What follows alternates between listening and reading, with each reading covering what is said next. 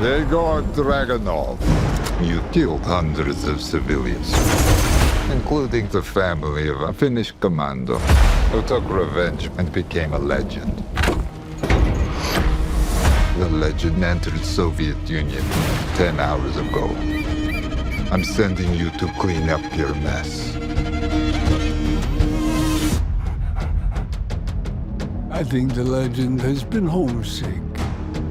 Go on.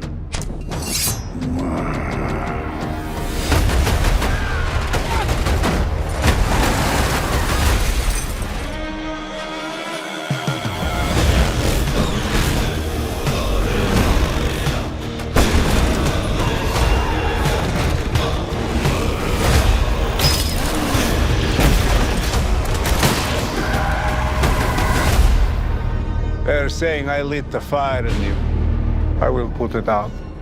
You are a mistake, an aberration. I will show you that there are worse things than death.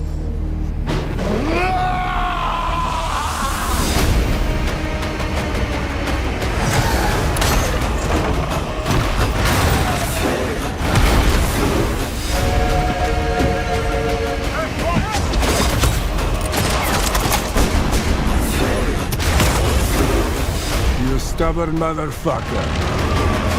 Unleash hell.